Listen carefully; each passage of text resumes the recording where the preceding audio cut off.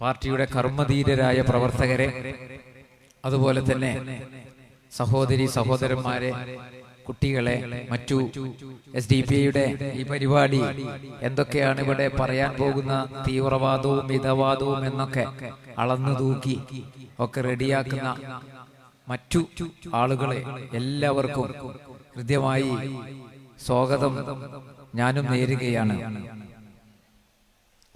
പിന്നെ ജലീൽ സാഹിബ് ഒരു ദിവസം വിളിക്കുകയാണ്, യാസർ സാഹിബ് വീട്ടിലുണ്ടോന്ന് ചോദിച്ചു. ഈ ബാക്ക് വോയിസ് ഒന്ന് കുറച്ച് കൂട്ടിയിടണം. അപ്പോ ഞാൻ പറഞ്ഞു ഞാൻ വീട്ടിലുണ്ട്. അങ്ങനെ ജലീൽ സാഹിബും റഷീദ് സാഹിബും കൂടി വീട്ടിൽ വന്നപ്പോഴാണ് ഇങ്ങനെ ഒരു ഓഫീസ് ഉണ്ട്, അത് ഉദ്ഘാടനവുമായി ബന്ധപ്പെട്ടാണ് നിങ്ങളെ ക്ഷണിക്കാൻ വേണ്ടി വന്നതാണെന്ന് അപ്പോഴാണ് ഞാൻ അറിയുന്നത്. അങ്ങനെ ഒരു ഓഫീസ് സ്വന്തമായി എടുത്തു, അത് എടുത്ത് ഇങ്ങനെ പണി പൂർത്തിയാക്കിയിട്ടുണ്ട് എന്നൊക്കെ പറഞ്ഞപ്പോ വല്ലാത്ത ഒരു കാണാനൊരു കൗതുകം എന്ന് പറഞ്ഞതുപോലെ ഇവിടെ വന്നു നോക്കുമ്പോ സത്യം പറയാലോ നല്ല അടിപൊളി ഓഫീസാണ്. നല്ലൊരു കൈയടി കൊടുക്കണം. അതായത് ഞാൻ ഈ ഓഫീസ് ഇങ്ങനെ കണ്ടപ്പോഴേ, നമ്മൾ ഈ പാർട്ടിന്റെ തുടക്കത്തില് ഞാൻ ഈ എല്ലാ നേതാക്കന്മാരൊപ്പം സഞ്ചരിച്ച ഒരു ചെറിയ ആളാണ്, ചെറിയൊരു കുട്ടി. ഇപ്പൊ ഇവിടെ വന്നപ്പോ മർഹൂം നമ്മുടെ സയ്യിദ് സാഹിബിന്റെ ഫോട്ടോ ഇങ്ങനെ കണ്ടപ്പോ ഞാൻ ആലോചിച്ചു പോവാണ്, സയ്യിദ് സാഹിബിനെയൊക്കെ എനിക്ക് എപ്പോഴും കാണാൻ പൂതിയില്ല, എപ്പോഴും ഒന്ന് കാണണം, അതെങ്കിൽ പുതിയ എന്തെങ്കിലും തരുമോ എന്നൊക്കെ കരുതുന്ന ഒരാളാണ് സയ്യിദ് സാഹിബ്. അപ്പൊ സയ്യിദ് സാഹിബിന്റെ പേര് വെച്ച നഗരിയിൽ ഇങ്ങനെ ഒരു പരിപാടി വർഷങ്ങൾക്ക് ശേഷം എനിക്ക് കിട്ടിയ ഒരു സന്തോഷം കൂടി ഞാൻ ഇതോടുകൂടി പങ്കുവെക്കുകയാണ്. എഴുതിടാം ഞാൻ അസ്സലാമു അലൈക്കുമോദി, എന്റെ പൊന്നു സയ്യിദ് സാഹിബെ കാണാനുള്ള പൂതി. എഴുതിടാം ഞാൻ അസ്സലാമു അലൈക്കുമോദി, എന്റെ പൊന്നു സയ്യിദ് സാഹിബെ കാണാനുള്ള പൂതി. അതെന്താന്ന് ചോദിച്ചു കഴിഞ്ഞാൽ, കാലിക ഇന്ത്യയിൽ എന്തെങ്കിലും ഒരു പ്രതിസന്ധി ജീവിതത്തിലാകട്ടെ, സാമൂഹികപരമാകട്ടെ, രാജ്യത്തിനാകട്ടെ ഇങ്ങനെ വന്നു കഴിഞ്ഞാൽ സയ്യിദ് സാഹിബിന്റെ എഴുത്തുകളിലൂടെയൊക്കെ സഞ്ചരിച്ചാൽ നമുക്ക് അതിലൊരു വല്ലാത്ത ഒരു വെളിച്ചം കിട്ടാറുണ്ട് എന്നുള്ളതാണ് യാഥാർത്ഥ്യം.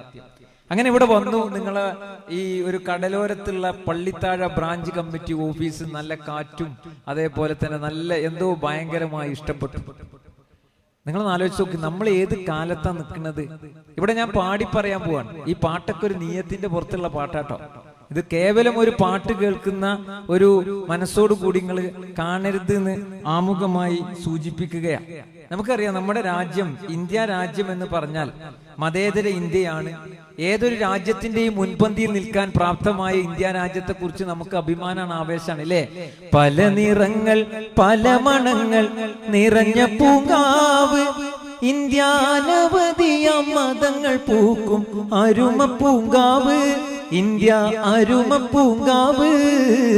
പല നിറങ്ങൾ പല മണങ്ങൾ നിറഞ്ഞ പൂങ്കാവ്, ഇന്ത്യാനവധിയ മതങ്ങൾ പൂക്കും അരുമ പൂങ്കാവ്, ഇന്ത്യ അരുമ പൂങ്കാവ്.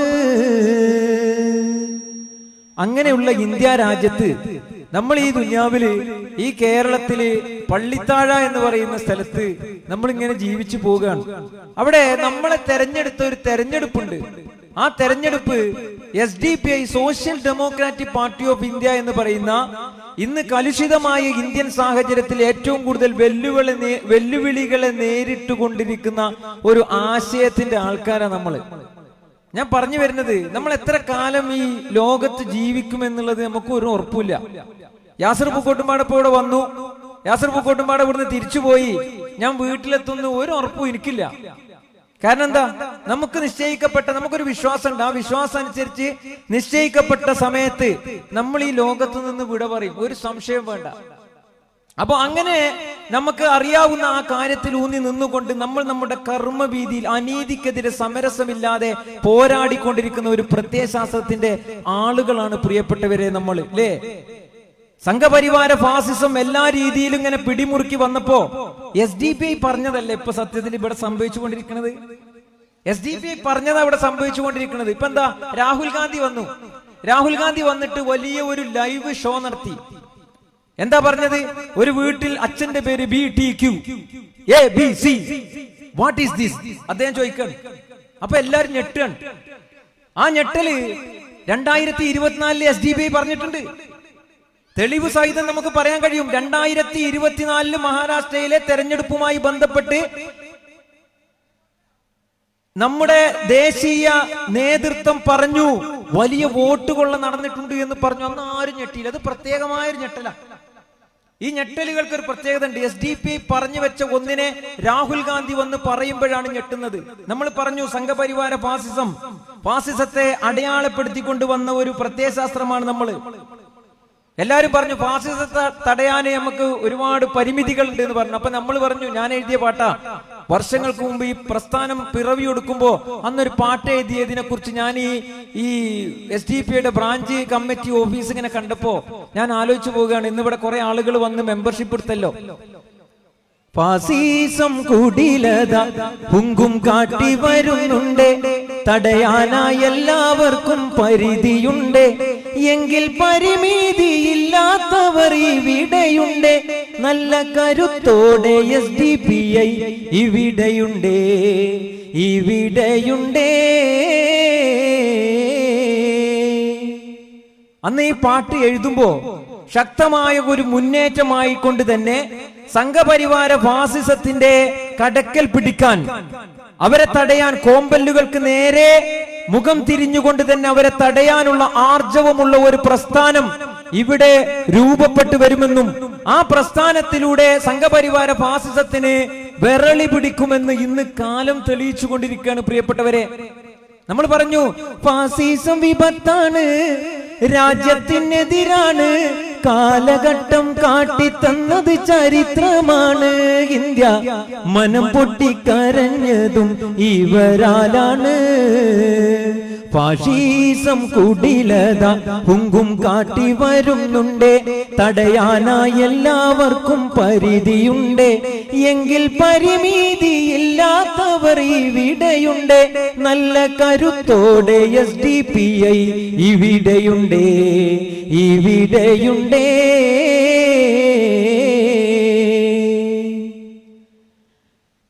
അത് നമ്മൾ അങ്ങനെ തന്നെ പറയാനുള്ളൊരു കാരണം, SDPI ഇവിടെ ഈ രീതിയിൽ തന്നെ പറയാനുള്ള ഒരു കാരണം, എല്ലാവരും പറഞ്ഞു ഫാസിസത്തെ എങ്ങനെ തടയാം.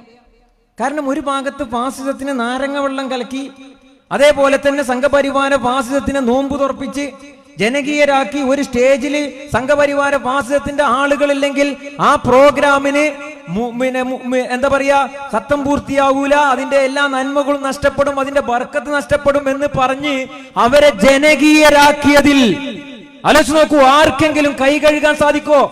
ഇന്നിങ്ങനെ ആകാശത്ത് ഞാനൊക്കെ തെരുവീതികളിൽ എന്റെ ചെറുപ്പം മുതൽ തന്നെ സംഘപരിവാര ഫാസിസത്തെ കുറിച്ച് പറഞ്ഞുകൊണ്ട് ഓരോ കാര്യങ്ങൾ പറഞ്ഞപ്പോ ഇവരെന്താ പറഞ്ഞ, വെറുതെ പറയാ, വെറുതെ പറയാൻ RSS വരുന്നത് വെറുതെ പറയാന്നാണ്.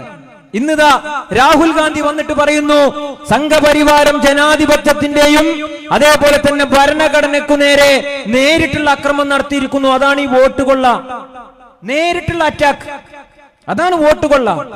ആലോചിച്ച് നോക്കൂ, ഇന്ന് നമ്മുടെ രാജ്യം അഭിമുഖീകരിക്കുന്ന എത്രയോ പ്രശ്നങ്ങൾ, എത്രയോ ബില്ലുകൾ നമ്മുടെ ബഹുമാനപ്പെട്ട ചിയാനു സാഹിബ് ഇവിടെ അത് പ്രതിപാദിച്ചു കഴിഞ്ഞു.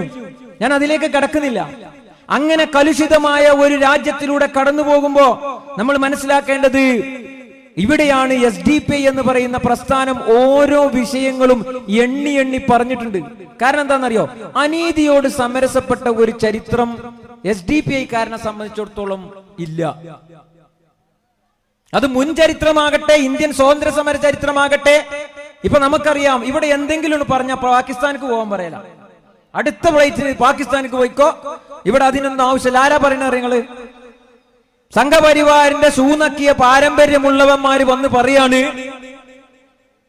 ഈ ബ്രിട്ടീഷുകാരന്റെ സൂനക്കിയ പാരമ്പര്യമുള്ളവർ വന്ന് പറയാണ്, ഈ രാജ്യത്തിന്റെ വീണ്ടെടുപ്പിന് വേണ്ടി സൂര്യൻ അസ്തമിക്കാത്ത ബ്രിട്ടീഷ് സാമ്രാജ്യത്വത്തിന്റെ കയ്യിൽ നിന്ന് ഈ രാജ്യം വീണ്ടെടുക്കാൻ രക്തവും ജീവനും നൽകിയ ആളുകളുടെ പൂർവികന്മാർ. ഞാനിവിടെ നേരം വെളുക്കുവോളം ചരിത്രങ്ങൾ പാടി പറഞ്ഞാലും തീരൂല, അത്രമേൽ ചരിത്രം പറയാനുള്ള ഒരു സമൂഹത്തെ നോക്കിയിട്ട് സംഘപരിവാരം പറയാ പാകിസ്ഥാനിക്ക് പോവാൻ.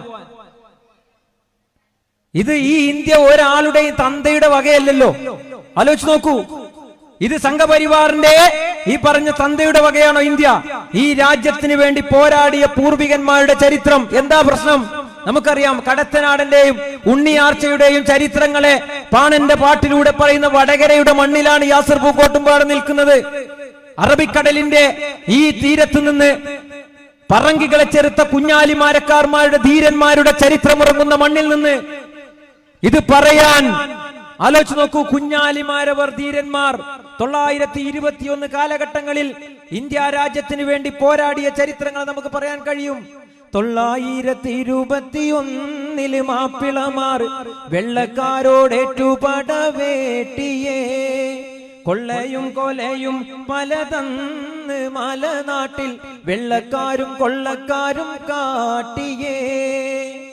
അലയോലി ബ്രിട്ടന്റെ ഭരണത്തെ കുലുക്കി അലി സഹോദരന്മാരെ ഗാന്ധിജി എന്നിറക്കി, മലബാറിൽ ഖിലാഫത്തും സ്വരാജുമായി കുടുക്കി, അലി മുസ്ലിയാർ മതപ്രസംഗവും നടത്തി.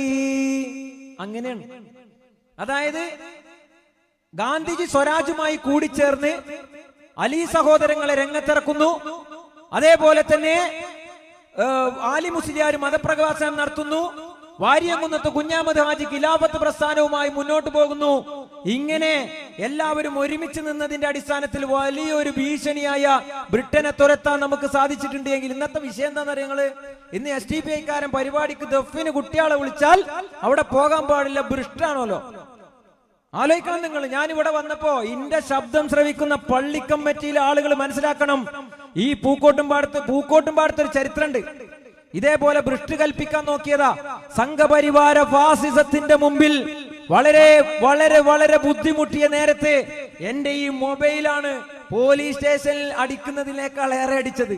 അന്ന് പള്ളി കമ്മിറ്റിക്കാരനെ ഒറ്റൊന്നും അവിടെ കണ്ടിട്ടില്ലായിരുന്നു. ആലോചിച്ച് നോക്കണം നിങ്ങൾ. ആരെയാ ഭ്രഷ്ട് അൺഫ്രണ്ട് ചെയ്യുക, അൺഫോളോ, ഭ്രഷ്ട് കൽപ്പിക്കുക, എന്നിട്ടോ സംഘപരിവാര ഫാസിസത്തിനെ കൊണ്ടുപോയിങ്ങാണ്ട് ജനകീയരാക്കുക, അവർക്ക് നോമ്പ് തുറപ്പിച്ച ഈ കലാപരിപാടികള് നിങ്ങൾ എത്ര തുടർന്നാലും സംഘപരിവാര ഫാസിസം നിങ്ങളെ തേടി എത്തുക തന്നെ ചെയ്യും. ഒരു സംശയം നിങ്ങൾക്ക് വേണ്ട. ഇത് പറയുമ്പോ നിങ്ങൾക്ക് അമർഷമൊന്നും വേണ്ട.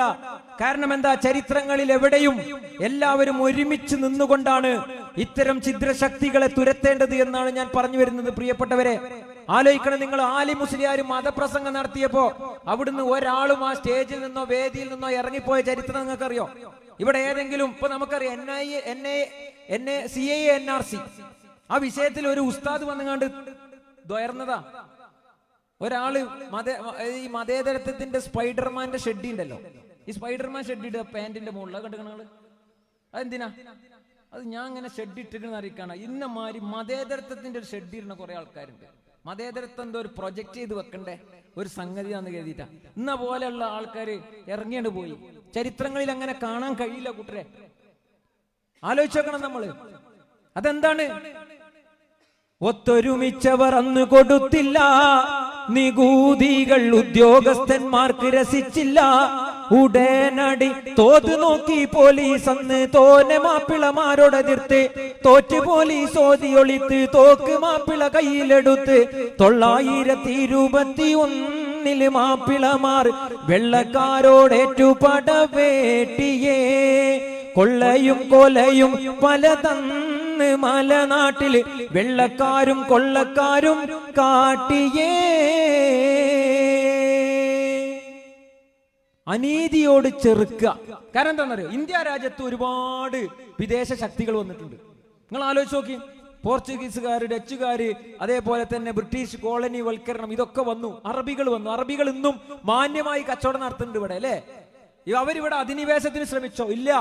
പക്ഷേ അങ്ങനെ അധിനിവേശത്തിന് ശ്രമിച്ച സകലമാന ആളുകളുമായിട്ട് പോരാടിയ ഒരു പ്രത്യയശാസ്ത്രം ഇന്ത്യ രാജ്യത്ത് ചൂണ്ടിക്കാണിക്കാനുണ്ടെങ്കിൽ അത് ഏത് പ്രത്യയശാസ്ത്ര? ഇസ്ലാമിന്റെ പ്രത്യയശാസ്ത്ര എന്ന് ഞാൻ അടിവരയിട്ട് പറയും. ഒരു സംശയം വേണ്ടെങ്കിൽ. ഇപ്പൊ ഞാൻ നേരത്തെ ഇവിടെ വന്നപ്പോ അനീതിയോട് എന്ന് പറഞ്ഞാൽ ഒരു പ്രതിസന്ധിയോട് ചെറുക്കാൻ ഈ നാട്ടുകാരോട് പറയേണ്ട ആവശ്യമില്ല. കാരണം എന്താ, ഇവിടെ കടലിൽ പണിയെടുക്കുന്ന ആൾക്കാരാന്നാ പറഞ്ഞത്. വലിയ തിരമാലകളും മഴക്കോളുകളും കാറ്റുകോളും വന്നാൽ എല്ലാവരും ഒരുമിച്ച് നിന്ന് ആ പ്രതിസന്ധിയെ തിരമാലയുടെ മുകളിലൂടെ നിങ്ങൾ ഇങ്ങനെ പോയിട്ട് അതിനെ മറികടക്കുന്നുണ്ടല്ലോ അല്ലേ? നേരം വെളുക്കും നേരം വല വീശാൻ പോകുന്നു ബഹറിന്റെ മീതെ എൻ ബാപ്പാ, ഉരുകുന്നെന്റെ ഉമ്മാനെയും അരുമക്കിടാങ്ങളെയും വിളിക്കുന്നു കടലിൽ നിന്നും ബാപ്പാ, ഓ സുബ്ഹാനെ വിളിക്കുന്നു ബാപ്പാ. അങ്ങനെ സ്വരുക്കൂട്ടി കടലിലും മറ്റുമൊക്കെ പണിയെടുത്ത് അങ്ങനെ സ്വരുക്കൂട്ടി ഉണ്ടാക്കിയ ഈ കമ്മിറ്റി ഓഫീസ്, എന്റെ സഹോദരങ്ങളോട് പറയാനുള്ളത്, ഇത് നിങ്ങളുടെ ജീവിതത്തില് ഏറ്റവും വലിയ നാഴികക്കല്ലാണ്. ഈ ഓഫീസ് അടഞ്ഞു കിടക്കാനേ പാടില്ല. ഇവിടെ ഒരുപാട് പ്രശ്നങ്ങൾക്ക് പരിഹാരമുണ്ടാക്കാൻ ഈ ജീവിതത്തിൽ നമുക്ക് സാധിക്കേണ്ടതുണ്ട്. അത് ഏത് വിധത്തിലുള്ള പ്രശ്നങ്ങളാണെങ്കിലും എവിടെയാണെങ്കിലും അത് പരിഹരിക്കാൻ നമുക്ക് സാധിക്കേണ്ടതുണ്ട് എന്നുള്ളതാണ്. ആ പ്രതിസന്ധികളെ, ആ അനീതിയോട് സമരസപ്പെടുന്ന ഒരു ഓഫീസായിട്ട് ഇത് മാറരുത്. നമുക്ക് മുസ്ലിം ലീഗുകാരനോടോ കമ്മ്യൂണിസ്റ്റ് മാർക്സിസ്റ്റ് പാർട്ടിക്കാരനോടോ ഒരു കുഴപ്പമില്ല, കോൺഗ്രസ്സുകാരനോടും കുഴപ്പമില്ല. നേരെ മറിച്ച് സംഘപരിവാര ഫാസിസമാണോ, അവർ അനീതി നടമാടുന്നുണ്ടോ, അവരെ കൈക്ക് പിടിക്കണം. കാരണം എന്താണെന്നറിയോ? അവരെ പ്രത്യയശാസ്ത്രം കൊന്ന് കൊന്ന് നിങ്ങൾ ഈ നാടിൻ നെഞ്ചിൽ കത്തിവെക്ക്, കൊന്ന് കൊന്ന് നിങ്ങൾ നല്ലൊരു സംസ്കാരത്തിൻ ചിതയൊരുക്ക്, കൊന്ന് കൊന്ന് നിങ്ങൾ ഈ നാടിൻ നെഞ്ചിൽ കത്തിവെക്ക്, കൊന്ന് കൊന്ന് നിങ്ങൾ നല്ലൊരു സംസ്കാരത്തിൻ ചിതയൊരുക്ക്. അല്ലേ? എന്താണ് വളഞ്ഞിട്ട് തല്ലുകയാണ്, ലിഞ്ചിങ് നടത്തുകയാണ്. പശുവിന്റെ ഇറച്ചി കഴിച്ചു എന്ന് ആരോപിച്ചുകൊണ്ട് ശ്രീരാമന്റെ പേര് വിളിപ്പിക്കുകയാണ്. ജയ് ശ്രീരാം. ശ്രീരാമൻ പാടിത്തരാത്ത ഗീത പറഞ്ഞു തരാത്ത, ശ്രീരാമൻ പാടിത്തരാത്ത ഗീത പറഞ്ഞു തരാത്ത കൊലവിളി നടത്തു നിങ്ങൾ കൂടെ ജയ് ഭാരത് വിളിക്ക്, കൊന്ന് കൊന്ന് നിങ്ങൾ ഈ നാടിൻ നെഞ്ചിൽ കത്തിവെക്ക്, കൊന്ന് കൊന്ന് നിങ്ങൾ നല്ലൊരു സംസ്കാരത്തിൻ ചിതയൊരുക്ക്.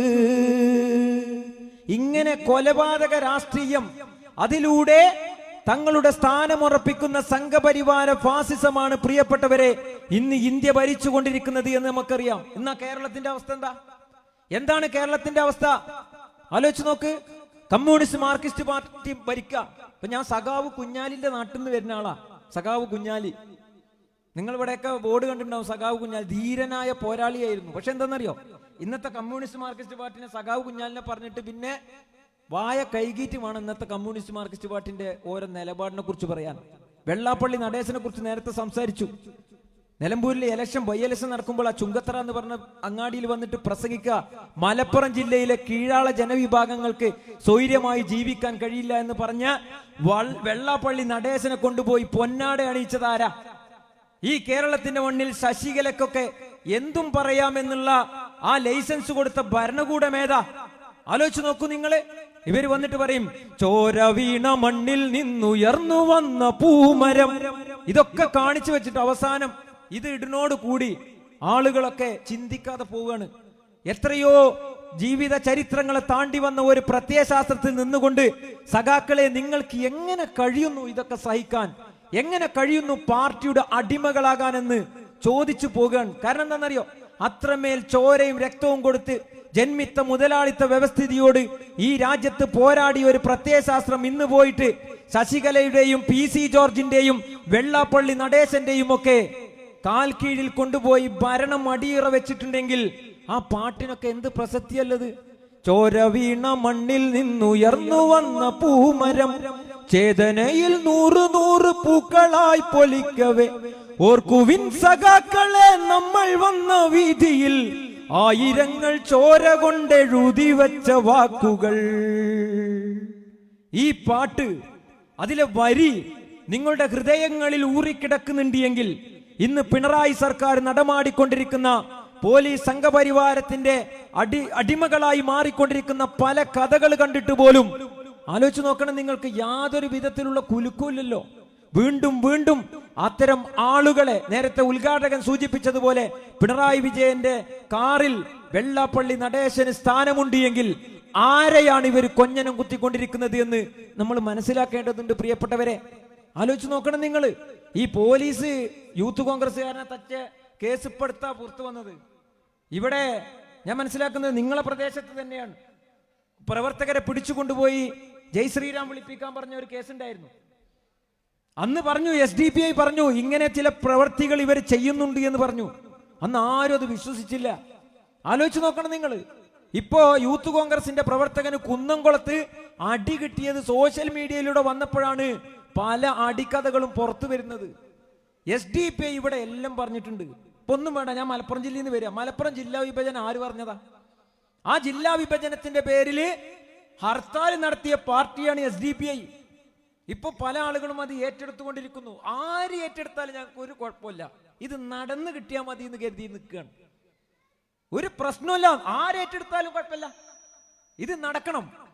അങ്ങനത്തെ കാര്യങ്ങളും പദ്ധതികളുമായിട്ടാണ് SDPI എന്നും മുന്നോട്ട് പോയിട്ടുള്ളൂ.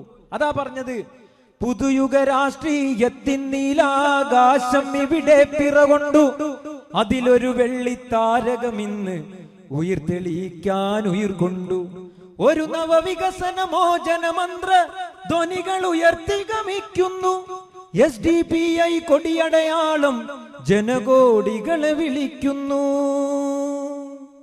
എന്തുകൊണ്ടാണെന്ന് വെച്ചാൽ അനീതിയോട് സമരസമില്ല. ഇപ്പൊ വാര്യംകുന്നത്ത് കുഞ്ഞാമത് ഹാജി, നിങ്ങൾ ആലോചിച്ച് നോക്കണം. ബ്രിട്ടീഷ് പട്ടാളം വാര്യംകുന്നത്ത് കുഞ്ഞാമത് ഹാജി എന്റെ വീട്ടിൽ നിന്ന് ഏകദേശം 13 കിലോമീറ്റർ അപ്പുറത്തുന്ന വാര്യംകുന്നത്ത് കുഞ്ഞാമത് ഹാജിനെ പിടിക്കണം. ഈ സംഘപരിവാരമൊക്കെ നടത്തുന്ന ഈ പച്ച കള്ള പ്രയോഗങ്ങൾ ഉണ്ടല്ലോ, നമ്മളിങ്ങനെ പാട്ടിലൂടെയൊക്കെ പാടും അല്ലെ. കാളികാവിൻ ചെണ്ടോ ഒരു കാളവണ്ടിക്കാരനോ, കാലത്തിൻ തോപ്പിൽ നൽകുളിരൂറും തേനോ, നിലാവ് പോൽ ജ്വലിക്കുന്ന മലരേ, വാരിയംകുന്നത്തെന്ന ധീരശൂരരെ, പച്ച വിരിച്ച് കുളിർമണം ചിന്തിടും വള്ളുവനാടിന്റെ മണ്ണിൽ, വെള്ളപ്പിശാച്ചിന്റെ തോക്കിന് മുമ്പിൽ നെഞ്ച് കാണിച്ചൊരു ചെണ്ട്. ആരാ വാര്യംകുന്നത്ത് കുഞ്ഞാമത് ഹാജി? 200-ലധികം കാളവണ്ടികൾ ഉണ്ടായിരുന്നു. 200-ലധികം കാളവണ്ടി ഉണ്ടായിട്ട് എക്സ്പോർട്ടിങ് ഇമ്പോർട്ടിങ് അങ്ങോട്ടും ഇങ്ങോട്ടും കയറ്റുമതി ഇറക്കുമതി നടത്തിയിരുന്ന വാര്യംകുന്നത്ത് കുഞ്ഞാമത് ഹാജിയെ സംബന്ധിച്ചിടത്തോളം ബ്രിട്ടീഷുകാരന് ഒരൊറ്റ എഴുത്തൻ കൊടുത്താൽ മതി, മഞ്ചേരി ചന്തയിലേക്ക് ഞങ്ങൾ കൊണ്ടുവരാം, കൊച്ചിയിലേക്ക് സാധനങ്ങൾ വരുമ്പോൾ കപ്പലിൽ നിന്ന് ഞങ്ങൾ സാധനങ്ങൾ ഏറ്റിയിട്ട് ഞങ്ങൾ കൊണ്ടുപോയിക്കോളാം, ഞങ്ങൾക്ക് സുഖമായി ജീവിക്കാം എന്ന് MA യൂസുഫ് അലി, അന്നത്തെ MA യൂസുഫ് അലിയാണ് വാര്യംകുന്നത്ത് കുഞ്ഞാമത് ഹാജി എന്താ ചിന്തിച്ചെന്നറിയോ?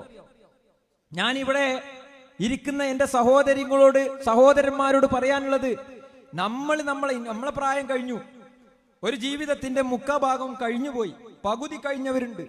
നിങ്ങൾ ആലോചിച്ച് നോക്കൂ, നമ്മളെ കുട്ടികളെ എല്ലാവരും പറയും എന്റെ കുട്ടീനെ എനിക്ക് എന്താക്കണം, ഡോക്ടറാക്കണം. നല്ലോണം ശ്രദ്ധിക്കുക, എന്റെ കുട്ടീനെ ഡോക്ടറാക്കണം, എഞ്ചിനീയർ ആക്കണം, ടീച്ചറാക്കണം, എയർ ഹോസ്റ്റസ് ആക്കണം, പൈലറ്റ് ആക്കണം. ഇതൊക്കെ നമ്മളിങ്ങനെ ആഗ്രഹിച്ച് അങ്ങനെ പോവാ.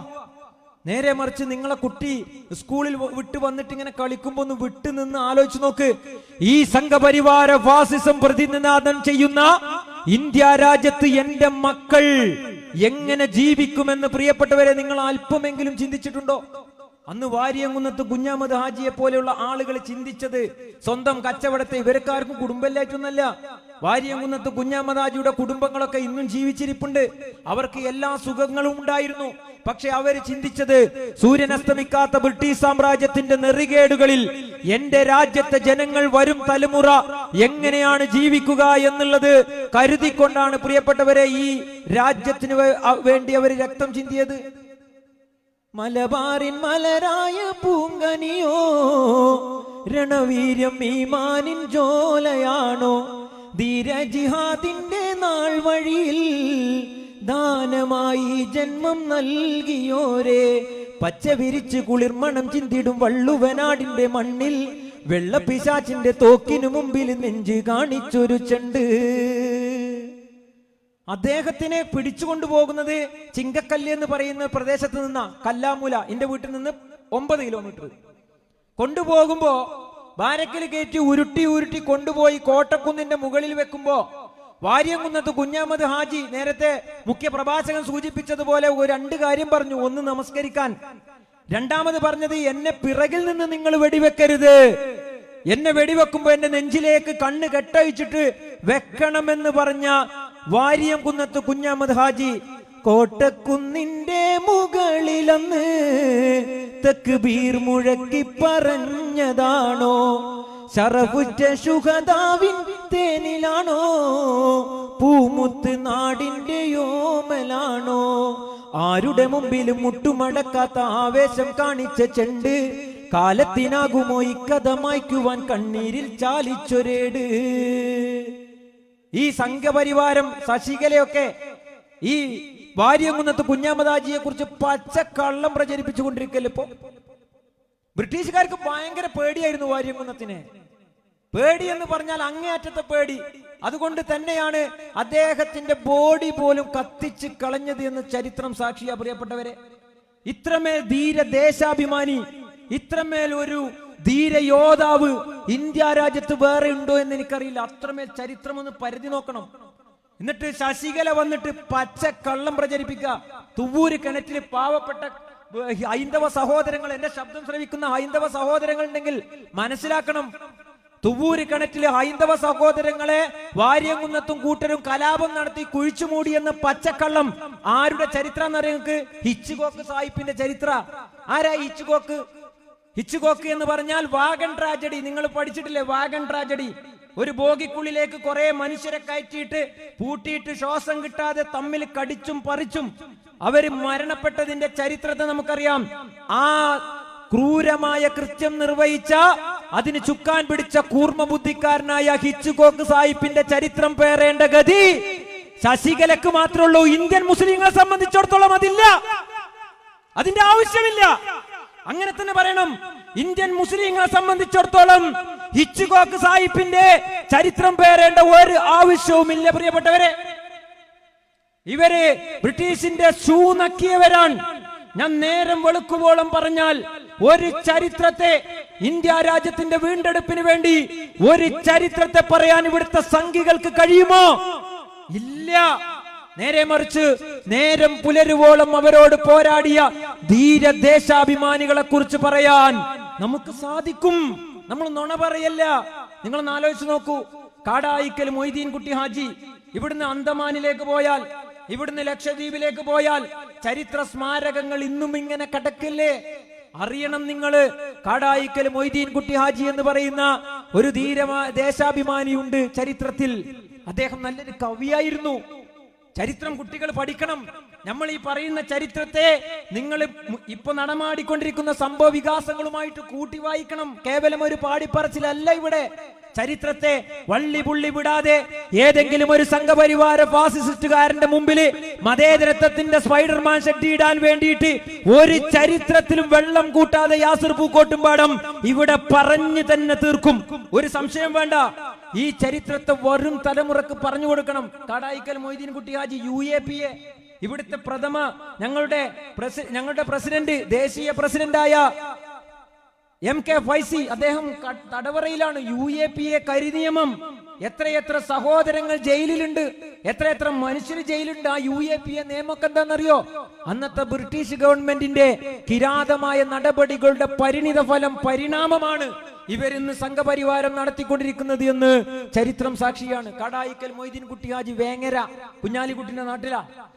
വേങ്ങര ഊരകമലയിൽ ബ്രിട്ടീഷ് പട്ടാളം ഇങ്ങനെ വന്ന് നിൽക്കുന്നുണ്ട് എന്ന് പറഞ്ഞപ്പോ അന്ന് നിങ്ങൾ മനസ്സിലാക്കണം, നമ്മളോട് പാകിസ്ഥാനിലേക്ക് പോകാൻ പറയുമ്പോ ഇവരോട് പറഞ്ഞു കൊടുക്കണം ശരിക്ക്. അങ്ങനെ പാകിസ്ഥാനിലേക്ക് പോകൂല, അങ്ങനെ പോകേണ്ട ഗതി വന്നാൽ നിങ്ങളെയും കൊണ്ടേ ഞങ്ങൾ പോകുള്ളൂ എന്നുള്ള ആ ഒരു കാര്യത്തെ കൃത്യമായി പറഞ്ഞു കൊടുക്കാൻ നമുക്ക് സാധിക്കണം പ്രിയപ്പെട്ടവരെ. ആലോചിക്കണം നമ്മൾ. അങ്ങനെ അവിടെ ബ്രിട്ടീഷുകാരുമായിട്ട് ഒരു ഏറ്റുമുട്ടൽ ഉണ്ടാക്കുകയാണ്. അന്നൊക്കെ ഒരു പ്രാവശ്യം പൊട്ടുന്ന തോക്ക, ഏതെങ്കിലും ഒരു വലിയ ജന്മിയുടെ കയ്യിൽ നിന്നൊക്കെ കിട്ടുന്ന തോക്കുകളാണ്. അങ്ങനെ ബ്രിട്ടീഷ് പട്ടാളത്തിന് നേരെ വെടിയുതിർത്ത് അങ്ങനെ ബ്രിട്ടീഷ് പട്ടാളം ചിതറിയോടി. പിറ്റേന്ന് ഇവരന്വേഷിച്ചപ്പോ മൊയ്തീൻ എന്ന് പറയുന്ന ഒരാളാണ് വെടിവെച്ചത് എന്നറിയാം. ആലോചിക്കണം നിങ്ങള്. മൊയ്തീൻ എന്ന് പറയുന്ന ആളാണ് എന്ന് അറിഞ്ഞപ്പോ ഇവരെന്താ ചെയ്തതെന്നറിയോ? ആ നാട്ടിലെ സകല മൊയ്തീൻ കുട്ടി ഹാജി, മെയ്തു തുടങ്ങിയ ആ സാമ്യമുള്ള പേരുള്ള സകലമായ ആളുകളെയും അറസ്റ്റ് ചെയ്യാൻ തുടങ്ങിയെന്ന. അല്ലേ? ഭർത്താവിനെ കിട്ടാഞ്ഞപ്പോ SDPI-കാരനായ ഒരാളെ ഒരു പ്രവർത്തകനെ കിട്ടാതിരുന്ന സാഹചര്യം പ്രതിയാക്കി കള്ളക്കേസെടുത്തപ്പോ അദ്ദേഹം മാറി നിൽക്കേണ്ട സാഹചര്യത്തിൽ ഭാര്യമാരെ പിടിച്ചു കൊണ്ടുവന്ന കേരളത്തിൽ നമ്മൾ മനസ്സിലാക്കണം ബ്രിട്ടീഷുകാരൻ അന്ന് ചെയ്തത്. ആലോചിച്ചു നോക്കണം നിങ്ങള്. അവര് കൊണ്ടുപോകുകയാണ് മെയ്തീൻ കുട്ടി ഈ പേരുള്ള സകലമാന ആളുകളെയും കൊണ്ടുപോയി തടവറയിലിടുമ്പോ അതിലും കാടായിക്കൽ മൊയ്തീൻ കുട്ടി ഹാജി എന്ന് പറയുന്ന ഒരു വ്യക്തി ഉണ്ടായിരുന്നു, ഒരു കവി. അദ്ദേഹം പറയാണ് ക്രൂരമായ പീഡനത്തിന്റെ കഥ. അദ്ദേഹത്തിന് അന്നൊക്കെയുള്ള ഊർജം എന്താണെന്നറിയോ? ഈ ആലി മുസ്ലിയാരൊക്കെ മതപ്രസംഗങ്ങൾ നടത്തി കൊടുക്കും. അന്ന് വാട്സപ്പില്ല. ഡെയിലി രാവിലെ ഇങ്ങനെ ഇരുന്നാൽ യാസർ പൂക്കോട്ടുംപാടത്തിന്റെ സോഷ്യൽ മീഡിയയിൽ പറയുന്ന കാര്യങ്ങളെ കുറിച്ച് ആർക്കും അറിയില്ല, ഊർജം പകരാനില്ല, വലിയ വലിയ പ്രഭാഷണ പരമ്പരകളില്ല, നേതൃത്വങ്ങളിൽ നിന്നുകൊണ്ട് തന്നെ അത്തരം സന്ദേശങ്ങൾ എത്താൻ ആളുകളില്ല. പക്ഷേ അവർക്കൊരു ധൈര്യമുണ്ടായിരുന്നു. ചരിത്രങ്ങളിലൂടെ വായിച്ചുകൊണ്ട് പ്രവാചകൻ മുഹമ്മദ് നബി സല്ലല്ലാഹു അലൈഹി വസല്ലമ തങ്ങളും കൂട്ടരുമൊക്കെ ബദറിന്റെയും മുഹദിന്റെയും ഖന്തക്കിന്റെയും ഖൈബറിന്റെയും പോരാട്ട വീര്യങ്ങളിൽ അനീതിയോട് സമരസമില്ലാത്ത പോരാടിയതിന്റെ ചരിത്രങ്ങളെ നെഞ്ചിലേറ്റിക്കൊണ്ട് അവരിങ്ങനെ പാടുകയാണ്, പറയുകയാണ്.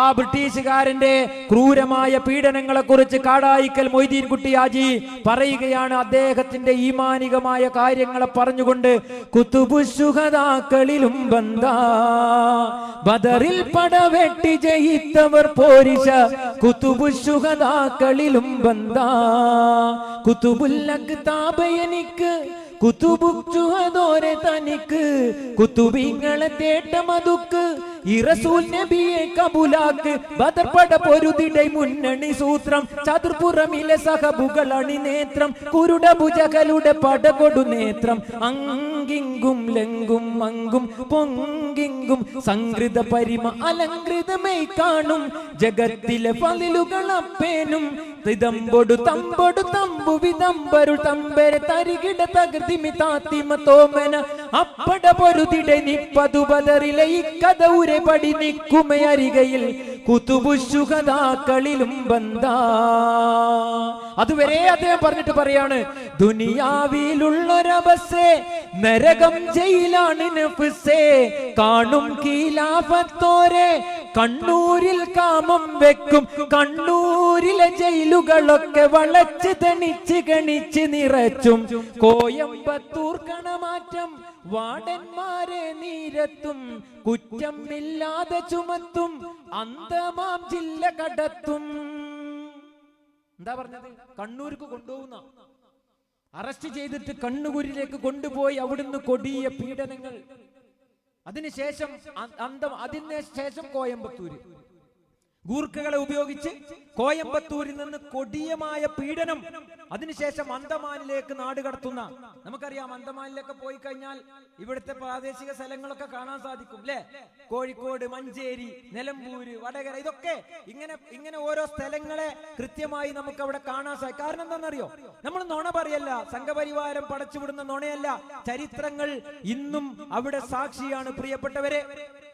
അങ്ങനെയാണ് അവിടെ പോയി പിന്നെ അവർ അതിജീവനം നടത്തിയെന്ന് ചരിത്രങ്ങൾ സാക്ഷിയാണ്. എന്നിട്ട് അദ്ദേഹം പറയുന്ന മറ്റൊരു കാര്യമുണ്ട്, 1 മുതൽ 21 കൊല്ലം വീതി കൊടുക്കും. 1 മുതൽ 21 കൊല്ലം, അതന്നെയല്ലേ UAPA? അത് തന്നെയല്ലേ ബ്രിട്ടീഷുകാരൻ കൊണ്ടുവന്ന? അതായത് അന്ന് ബ്രിട്ടീഷുകാരൻ പറഞ്ഞ 1 മുതൽ 21 എന്ന് പറഞ്ഞാൽ ഇന്നത്തെ UAPA. നമ്മൾ ചരിത്രം പറയുമ്പോൾ കൂട്ടി വായിക്കണം നിങ്ങൾ. ബ്രിട്ടീഷ് പീരീഡിന്റെ ആ ഫ്യൂഡൽ വ്യവസ്ഥിതിയിലാണ് ഇന്ത്യ രാജ്യം എന്നും പോയിക്കൊണ്ടിരിക്കുന്നത്, ചില ആളുകൾക്ക് നേരെ പ്രയോഗിച്ചു കൊണ്ടിരിക്കുന്നത് എന്ന് ചരിത്രങ്ങൾ സാക്ഷിയാണ് പ്രിയപ്പെട്ടവരെ. വേറെയുമുണ്ട് സമസ്ത മദ്രാസ് കന്നവർ മാറ്റും കടുകടുന കൊടുകടുകടുപ്പത്താലുഷ്ണം ബെല്ലാരിക്കെന്നെ മാറ്റിത്തരാത് റബ്ബ് കാത്ത് രക്ഷിക്ക് കോനെ. ബെല്ലാരി ജയിലിലേക്ക് എന്നെ മാറ്റാതെ കാക്കണേ പടച്ച റബ്ബേ. ഉഷ്ണമാണ് ബെല്ലാരി ജയിൽ എന്ന് പറഞ്ഞുകൊണ്ട് ആ ചരിത്രത്തിന്റെ ഗാനങ്ങൾ ചരിത്രത്തിലൂടെ നടന്നു നീങ്ങുമ്പോൾ പ്രിയപ്പെട്ടവരെ കണ്ണു നിറഞ്ഞു പോവും. അങ്ങനെ നമ്മുടെ പൂർവികന്മാർ നമുക്ക് സമ്മാനിച്ച ഈ ഇന്ത്യ രാജ്യത്തിന് നമ്മൾ എവിടേക്ക് പോകാനാ? ഈ രാജ്യത്ത് നമ്മൾ ജീവിക്കുന്ന കുറഞ്ഞ കാലം നമുക്കറിയാം. ഒരു ദിവസം നമ്മളെ റൂഹ് പിരിയും. അലമുടയവന്റെ കഥ വന്നാൽ ആരെങ്കിലും ഒഴിവാകുമോ? ആദം നബി മുതലീ വിളി കേട്ടോ എല്ലാരും പോയി എന്നോർക്കുമോ? ആരവിടെ ഒഴിവാകുക? അങ്ങനെ ഒഴിവാകുമായിരുന്നെങ്കിൽ എന്റെ വിശ്വാസം അനുസരിച്ച് പ്രവാചകൻ മുഹമ്മദ് നബി സല്ലല്ലാഹു അലൈഹി വസല്ലമ തങ്ങൾ ഒഴിവാകുമായിരുന്നില്ലേ? ആലോചിച്ച് നോക്കൂ. മുത്തിലും മുത്തായ മുത്ത് റസൂലും അവിടുത്തെ സ്നേഹിച്ച മസാഹബോരും അമ്പിയ രാജരിൽ അസ്മുടയോരും ഈ ലോകം വണ മഹാരാജന്മാരും വഴങ്ങി വണങ്ങി കാതിറിനിണങ്ങി പിരിഞ്ഞവർ പോയി ലോകം വെടിഞ്ഞവരായി. ഇവിടെ ആരും ബാക്കിയാവൂല. മാത്രല്ല ഇപ്പൊ പല ആൾക്കാരും പറയും ജയിലിലൊക്കെ ഇട്ടാല് SDPI ആകുമ്പോ ജയിലിലിടുന്ന, SDPI ആയ ജയിലിലിടും, അന്വേഷണ ഏജൻസികൾ വരും, അങ്ങനെ ആക്കും ഇങ്ങനെ ആക്കും. ഞാൻ മനസ്സിലാക്കുന്നത് ഇന്ത്യ രാജ്യത്ത് ഇനി ഒരു അന്വേഷണ ഏജൻസിനെ കണ്ടെത്തേണ്ടി വരും. കാരണം കണ്ടെത്തിയ ഏജൻസികളൊക്കെ വന്ന ഒരു രാഷ്ട്രീയ പാർട്ടിയാണ് social Democratic Party of India. ആലോചിച്ച് നോക്കണം നിങ്ങള്. ഈ ഒരു അറസ്റ്റ് കൊണ്ട് ഞാൻ ആലോചിച്ചു പോവുക, ഇതൊക്കെ വേറെ ഏതെങ്കിലും പാർട്ടിക്ക് സംഭവിച്ചിരിക്കുന്നുണ്ടല്ലോ. എത്ര ഓഫീസുകളേക്കാരെ ഒഴിഞ്ഞു കിടക്കുക ഞങ്ങള്. ഞാൻ എപ്പോഴും ആലോചിക്കലുണ്ട്. നേരെ മറിച്ച് ഓരോ ഓഫീസുകളും നമ്മളെ പ്രവർത്തന മേഖല ഇങ്ങനെ തുടങ്ങാന്നല്ലാതെ ഇവർക്ക് എന്ത് ചെയ്യുന്നു അത്ഭുതത്തോടു കൂടി. അതായത് ചരിത്രങ്ങളിൽ ഇവര് വായിച്ച ആളുകളെ ശരിക്കും SDPIയിലൂടെ ഇന്ത്യ രാജ്യം കണ്ടുകൊണ്ടിരിക്കുകയാണ്. പ്രിയപ്പെട്ടവരെ, വലിയ വലിയ സമ്മാനങ്ങളല്ലേ നമ്മൾ നൽകിക്കൊണ്ടിരിക്കുന്നത്. ഒരു ഭാഗത്ത് അറസ്റ്റ് നടക്കുന്നു, ഒരു ഭാഗത്ത് നമ്മളെ പണിയെടുത്ത് പ്രതിഷേധമായിട്ട് പോകുന്നു. ഓല ആൺകുട്ടികളായിട്ട് അങ്ങനെ പോകും. അറസ്റ്റ് ഉണ്ടാകും, അറസ്റ്റും ജയിലറകളും ഉണ്ടാകുമെന്ന് ഞങ്ങളുടെ സ്ഥാപക നേതാക്കന്മാർ ഞങ്ങളോട് പറഞ്ഞിട്ടുണ്ട്. പിന്നെന്താ നമുക്ക് പേടി? അങ്ങനെ പറഞ്ഞു തന്നിട്ട് അപ്പുറത്തൊരു കോത്താമ്പി ഉണ്ടിട്ടോ ഇവിടുന്ന് ഇങ്ങനെ കടക്കണോട് കൂടി ആ കോത്താമ്പിനെ നിങ്ങൾ കാണുമെന്ന് പറഞ്ഞാൽ പിന്നെ ആ കോത്താമ്പിനെ കാണുമ്പോൾ നമുക്ക് വലിയ ബേജാറുണ്ടാവോ? ഇത് തന്നെയാണ് SDPI മുന്നോട്ട് വെക്കുന്ന പ്രത്യയശാസ്ത്രം. ഞാൻ പറഞ്ഞു വരുന്നത് പ്രിയപ്പെട്ടവരെ, ചരിത്രങ്ങളിലൂടെ ആ ചരിത്രത്തെ നെഞ്ചേറ്റിക്കൊണ്ടാണ് Social Democratic Party of India SDPI മുന്നോട്ട് പോയിക്കൊണ്ടിരിക്കുന്നത്. കാരണം എന്താ? സൂര്യൻ അസ്തമിക്കാത്ത ബ്രിട്ടീഷ് സാമ്രാജ്യത്തോട് ഞങ്ങളെ മൂത്താപ്പാര് ഒരു നിലക്കും സന്ധി ചെയ്തിട്ടില്ലല്ലോ. ഉണ്ടോ? ഇവിടെ വന്ന അധിനിവേശത്തോട് സന്ധി ചെയ്തിട്ടുണ്ടോ? വെള്ള കൊടും പടയോട് പോരാടി ഉള്ളൊരഭിമാന സൂനങ്ങൾ ഇന്ന് വീറേഴും വീരസന്താനങ്ങൾ വെട്ടും അടിയിടി തോക്കും ലാത്തി കൊണ്ടൊട്ടും തളരാത്ത കൂട്ടങ്ങൾ കഷ്ടപ്പെട്ടു ഈ നാട്ടിന് നേട്ടങ്ങൾ. എന്റെ ബഹുമാനനായ എന്റെ അമ്മാവൻ എഴുതിയൊരു പാട്ട് നിങ്ങളൊക്കെ കേൾക്കുന്നുണ്ടാവും, വാര്യകുന്നത്തിനെ കുറിച്ചൊക്കെ. വാര്യൻ കുന്നത്ത് ഹാജി ചൂരിതമ്മീ ഗന്ധഹാജി ചോരരാം വെള്ളപ്പടയെ ഓട്ടുവാൻ മാപ്പിളധീരരെ ഒരുക്കി പട കൂട്ടുവാൻ.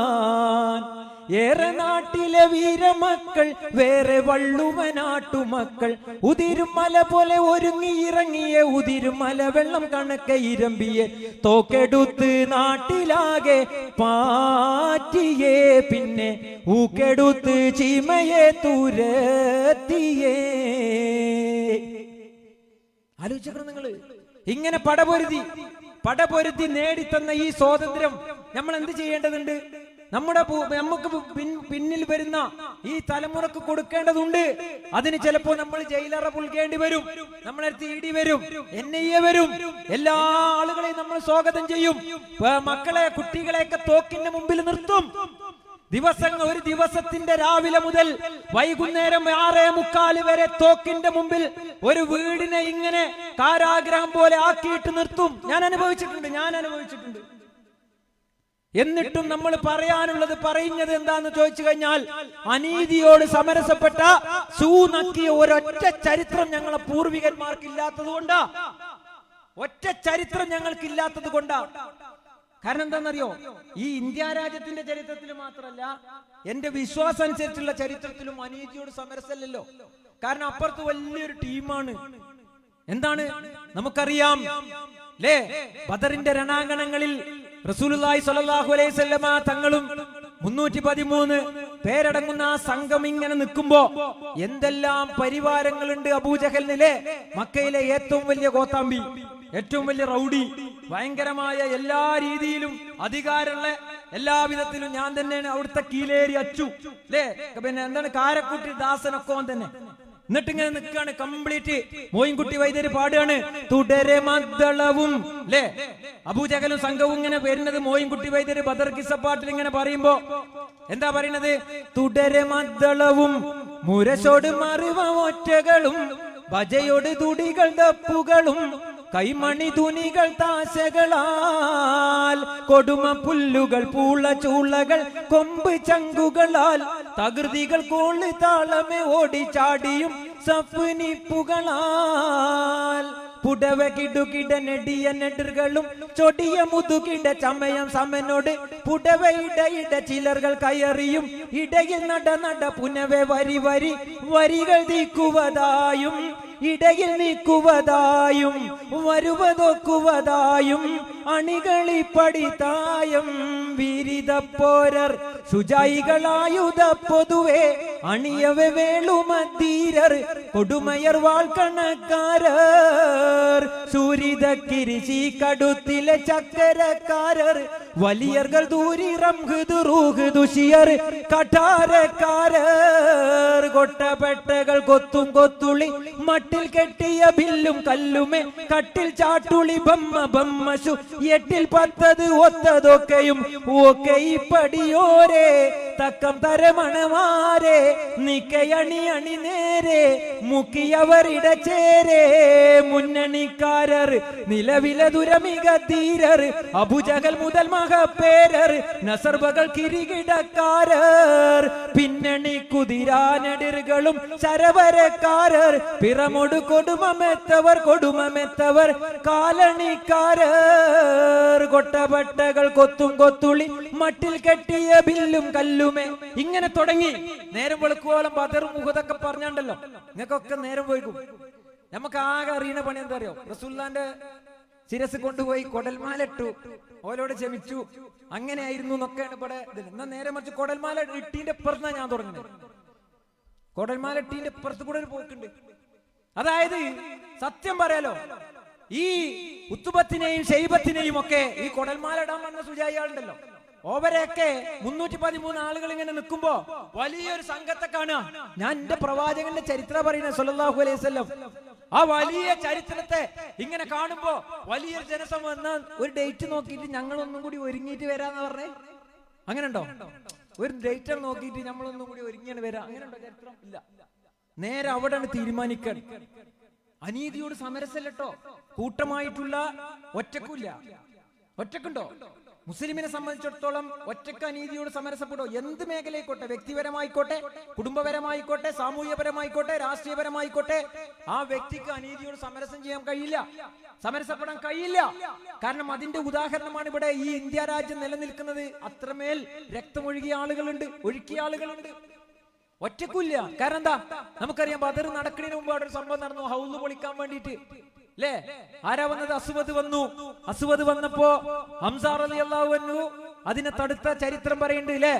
വമ്പുറ്റ ഹംസ റളിയല്ലാഹു ചാടി ടെമ്പി അസ്വദിൽ മാറടാ വള്ളൽ നബി മഹ്മൂദർ ഹൗലിന്ന് വെള്ളം കുടിക്കുന്നോ നാരടാ അംബർ ഷഫിയുള്ള കാവൽ വെച്ചുള്ള സംബരമിൽ വന്ന് കേറടാ ഖൈറുൽ ബറാനെ ബിയാർ കുളത്തിന്ന് ധൈര്യമുണ്ടെങ്കിൽ കോരടാ ബമ്പന്മാരുണ്ടെങ്കിൽ ഞാനൊന്ന് കാണട്ടെ വന്ന് ബലത്തോടെ വെള്ളം കൂടിക്കട്ടെ കുമ്പിക്ക് മാമാദം പൊട്ടിയുള്ള മട്ടെ കൂറിയ വാക്കിനെ കേട്ട് താരിപ്പെട്ടെ സംസാരിക സരിക പമഗരി റിംഗരി മകരിക താകും താകം ദിം ദിം ദിങ്കിങ്കിങ്കിണ ചെങ്കുങ്കുളും അംഗങ്ങളും താളും തരികിട ജിനുതൊത്താതിമികളിൽ കൊണ്ടാനേ വമ്പുറ്റ ഹംസ റളിയല്ലാഹു ചാടി ടെമ്പി അസ്വദിൽ മാനടാ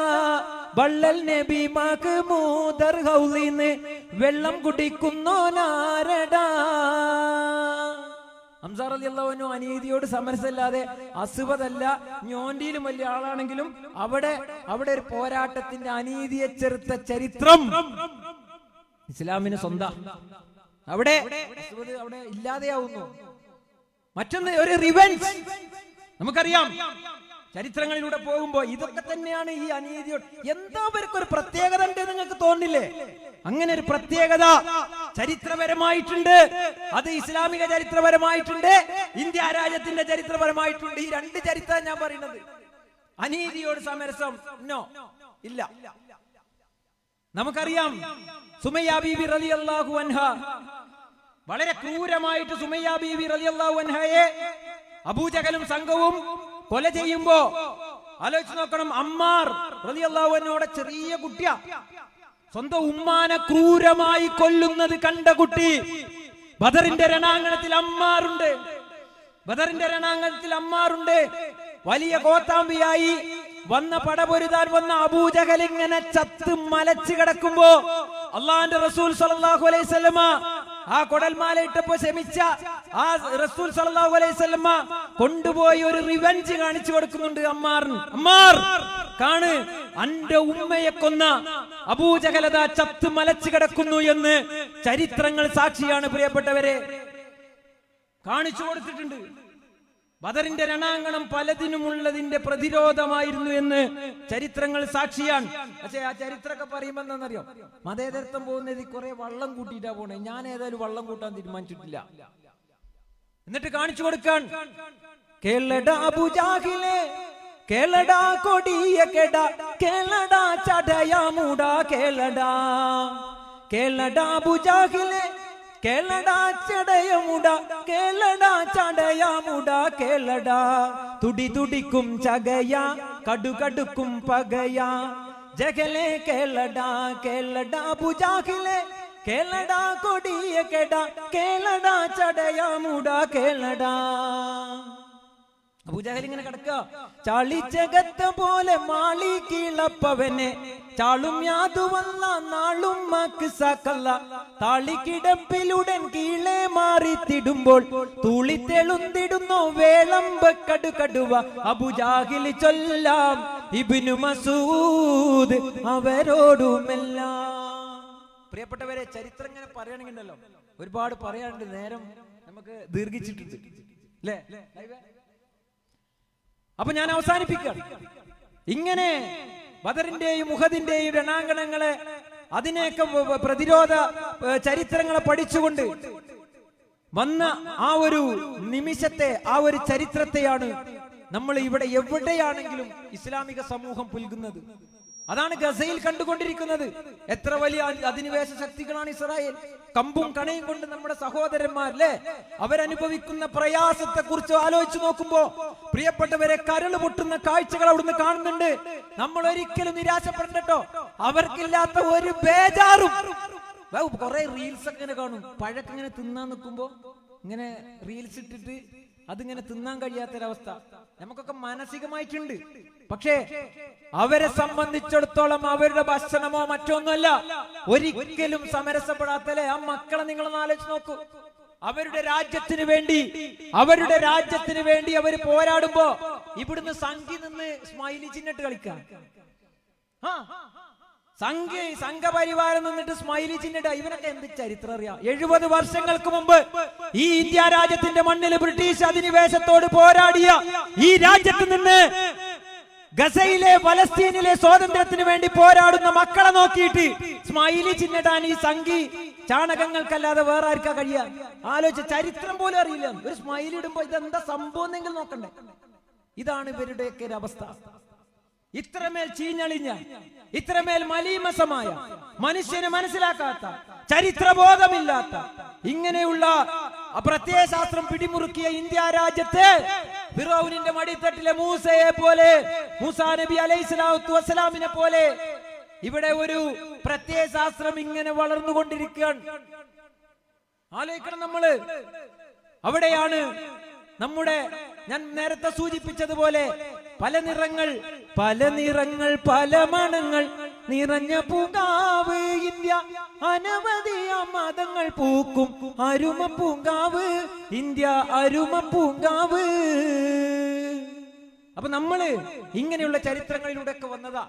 ബദറിന്റെയും ഉഹദിന്റെ രണാങ്കണത്തിൽ നമുക്കറിയാം എത്രയോ ശത്രു സൈന്യത്തോട് പടപൊരുത്തുമ്പോഴും അവിടെ ചില സംഭവ വികാസങ്ങൾ നടക്കുമ്പോഴും പതറാതെ നിന്ന ധീര തേരാളികളെ, ധീര യോദ്ധാക്കളെ കുറിച്ച് നമുക്കറിയാം. ഉമ്മു അമ്മാറ റളിയല്ലാഹു അൻഹയുടെ ചരിത്രമൊന്നും ഞാൻ പറയുന്നില്ല. ശറഫുറ്റ ബദർ ജയദീനിൻ കൊടി വെട്ടി പിടിതടക്കിടാനെത്തും ഖുറൈശിപ്പടാ, ഉഹദെന്ന ജബലടിവാരം പടയണി ഒരുക്കിക്കൊണ്ട് ഇതാ കുടിലർ കുഫരിൻ പടാ. കൊമ്പുകൾ കുഴലുകൾ തൊപ്പുകൾ മദ്ദള വമ്പതിലമ്പര വമ്പര ഭേദിതർ വൻപട കുതൂഹലം പൊങ്കിയാടർ നീലം വമ്പും കലമ്പും കിബിറാട്ടമേ. അങ്ങനെ എല്ലാ സംവിധാനങ്ങളുമുള്ള അബൂജഹലിനെ, ഉത്ബത്തിനെ, ശൈബത്തിനെ, ഇങ്ങനെ അവരെ കണ്ട കോത്താമ്പികളെ കണ്ട ഒരു പ്രത്യയശാസ്ത്രത്തിന്റെ അത്തരം ആളുകൾ ഉൾക്കൊള്ളുന്ന ഒരു പ്രസ്ഥാനം ഈ രാജ്യത്ത് ബ്രിട്ടീഷ് അധിനിവേശത്തോട് ജാതി മത വ്യത്യാസമില്ലാതെ പോരാടിയ ആ ഒരു പ്രത്യയശാസ്ത്രത്തെ ഉൾക്കൊണ്ടുകൊണ്ട് വിവിധ ജാതി മതഭേദമന്യേ ആളുകൾ അണിനിരന്നുകൊണ്ട് സംഘപരിവാറിനെ ഐഡന്റിഫൈ ചെയ്തുകൊണ്ട് ഈ തെരുവീതികളിൽ ഗുജറാത്തിന്റെയും മുസഫർ നഗറുടെയും ബാബരി മസ്ജിദിന്റെയും ദംശനങ്ങളും ക്രൂരമായ കലാപങ്ങളും നടത്തിയിട്ട് നടത്തിയ ആ ഒരു അടിസ്ഥാനത്തിൽ ഓരോ തെരുവീതികളിൽ നിന്ന് പാവപ്പെട്ട പിഞ്ചുകുട്ടികൾ കരയുമ്പോ, ആ ഉമ്മമാര് കരയുമ്പോ, ഞങ്ങളെ ഒന്ന് രക്ഷിക്കാൻ, ഞങ്ങൾക്കൊന്ന് അഭയം തരാൻ, ഞങ്ങൾക്ക് വേണ്ടി ഒന്ന് ചോദിക്കാൻ ഈ രാജ്യത്ത് ആരുമില്ലേ എന്ന് ചോദിച്ചുകൊണ്ട് കരമുയർത്തിയപ്പോ ഒരു പ്രസ്ഥാനം ഇവിടെ ഉദയം ചെയ്യുകയാണ് കാലത്തിന്റെ തേട്ടം പോലെ. അതാണ് പുതുയുഗ രാഷ്ട്രീയത്തിൻ നീലാകാശം ഇവിടെ പിറകൊണ്ടു, അതിലൊരു വെള്ളിത്താരകമിന്ന് വഴിതെളിയിക്കാൻ ഉയർക്കൊണ്ടു. ഒരു നവവികസന മോചന മന്ത്ര ധ്വനികൾ ഉയർത്തി ഗമിക്കുന്നു. SDPI കൊടിയടയാളം ജനകോടികളെ വിളിക്കുന്നു. അതുകൊണ്ട് പ്രിയപ്പെട്ടവരെ, ഈ ഓഫീസ് ഇവിടെ തുറന്ന് പ്രവർത്തനം ആരംഭിക്കാൻ എനിക്ക് പറയാനുള്ളത്, നമ്മൾ സ്വാർത്ഥന്മാരാകാൻ പാടില്ല. നമ്മളെ മാത്രം കാണാൻ പാടില്ല. SDPIക്കാർക്കുള്ള ഓഫീസല്ല. SDPIയെ സംബന്ധിച്ചിടത്തോളം മാസം അവിടെ നടന്ന പ്രവർത്തനങ്ങളെ കുറിച്ചുള്ള വിലയിരുത്തലുകൾ മാത്രം. അതല്ലെങ്കിൽ ജനങ്ങളുടെ പ്രശ്നങ്ങളെ കേൾക്കാൻ, ജനങ്ങളുടെ പ്രശ്നങ്ങൾക്ക് നേരെ വിരൽ ചൂണ്ടാൻ, ജനങ്ങളുടെ പ്രശ്നങ്ങളെ എഴുതാൻ, ജനങ്ങളുടെ പ്രശ്നങ്ങൾക്ക് വേണ്ടി പ്രതിഷേധിക്കാൻ, പ്രതിജ്ഞയെടുക്കാൻ ഈ ഓഫീസിന് കഴിയട്ടെ എന്ന് ആത്മാർത്ഥമായി ആഗ്രഹിച്ചുകൊണ്ട് പ്രാർത്ഥിച്ചുകൊണ്ട്, പ്രിയപ്പെട്ടവരെ, നമ്മളെ മാത്രം ഇഷ്ടപ്പെട്ടവരല്ല, നമ്മൾ അനുഭവിക്കുന്ന പ്രയാസം അനുഭവിക്കുന്ന മക്കളെ മുഴുവനും ഇഷ്ടപ്പെട്ടുകൊണ്ട് നിൽക്കുന്ന ആളുകളാണ്. നമ്മൾ ഒരു അമ്മ പെറ്റ മനുഷ്യരാണ്. അതുപോലെ നമ്മൾ ഈ രാജ്യത്തിന്റെ മക്കളാണ്. അത് ഏതെങ്കിലും സംഘപരിവാര ഫാസിസത്തിന്റെ മുമ്പിൽ മതേതരത്വം തെളിയിക്കലല്ല. നേരെ മറിച്ച് ഇവിടെ ഹൈന്ദവനും ക്രൈസ്തവനും മുസൽമാനും ജാതിയുള്ളവനും മതമുള്ളവനും ഇല്ലാത്തവനുമായ എല്ലാ ആളുകൾക്കും തുല്യനീതിയും വോട്ട് ചെയ്യാനും ജനാധിപത്യ പ്രക്രിയയിലൂടെ മുന്നോട്ട് പോകാനും അനീതിയെ കണ്ടാൽ അതിനെതിരെ ശബ്ദിക്കാനും കരിനിയമങ്ങളില്ലാതെ ഈ രാജ്യത്ത് തുറന്നു പറയാനും കഴിയുന്ന ഒരു പുതിയ ഇന്ത്യക്ക് വേണ്ടി നമ്മളെ മാത്രം ഇഷ്ടപ്പെടല്ലപ്പാ, നിങ്ങളെ മാത്രം ഇഷ്ടപ്പെടല്ലപ്പാ. ഒരമ്മ പെറ്റതുപോലെ എല്ലാരും അങ്ങനെ തന്നെ, ഒരമ്മ പെറ്റതുപോലെ എല്ലാരും അങ്ങനെ തന്നെ. നിങ്ങളെ മാത്രം ഇഷ്ടപ്പെടല്ലപ്പാ, നമ്മളെ മാത്രം ഇഷ്ടപ്പെടല്ലപ്പാ. എന്നെ ഈ പരിപാടിയിലേക്ക് ക്ഷണിച്ച പള്ളിത്താഴ ബ്രാഞ്ച് കമ്മിറ്റി അംഗങ്ങൾ, അതേപോലെ തന്നെ എന്റെ സുഹൃത്ത് ജലീൽ സാഹിബ്, അതേപോലെ തന്നെ റാഷിദ് സാഹിബ് തുടങ്ങി ഒരു 3-4 ആളുകള് അവിടെ വീട്ടിൽ വന്ന് ക്ഷണിച്ചു. ഏതായാലും നിങ്ങളുടെ നാടും ഈ കടലോരത്ത് ഇങ്ങനെ സുന്ദരമായ ഒരു ഓഫീസൊക്കെ കാണാനും നിങ്ങളുമായി സംവദിക്കാനൊക്കെ സാധിച്ചു. ഈ പരിപാടി ഓൾറെഡി സോഷ്യൽ മീഡിയയിൽ വളരെ വൈറലാണ്. നിങ്ങളുടെ പരിപാടി കേരളത്തിൽ പതിനായിരക്കണക്കിന് ആളുകൾ നിങ്ങളുടെ ഈ പരിപാടി ഉണ്ട് എന്നും ഇവിടെ മൂവാറ്റുപുഴ അഷ്റഫ് മൗലവി പങ്കെടുക്കുന്നുണ്ട് എന്നും ഒക്കെ എല്ലാവർക്കും അറിയാവുന്ന കാര്യമാണ്. അതുകൊണ്ട് ഇനി ഈ ഒരു പള്ളിത്താഴ ബ്രാഞ്ച് കമ്മിറ്റി ഓഫീസ് ഈ കേരളത്തിന് തന്നെ മാതൃകയായി എല്ലാവരും ഉറ്റുനോക്കുന്ന, എല്ലാവർക്കും ഒരു തണലായി, എല്ലാവർക്കും മാതൃകയാവുന്ന രീതിയിൽ പ്രവർത്തിക്കാൻ അല്ലാഹു സുബ്ഹാനഹു വ തആല നിങ്ങൾക്ക് തൗഫീഖ് നൽകുമാറാവട്ടെ എന്ന് ആത്മാർത്ഥമായി പ്രാർത്ഥിച്ചുകൊണ്ട് നിങ്ങൾക്ക് എല്ലാവിധത്തിലുള്ള ആശംസയും പിന്തുണയും അറിയിച്ചുകൊണ്ട് എന്നെ ഇവിടെ സ്നേഹിച്ച ഇവിടുത്തെ കമ്മിറ്റി ആളുകൾക്ക് ഒരിക്കൽ കൂടി നന്ദി അറിയിച്ചുകൊണ്ട് നിർത്തുന്നു. അസ്സലാമു അലൈക്കും വറഹ്മത്തുള്ളാഹി വബറകാതുഹു.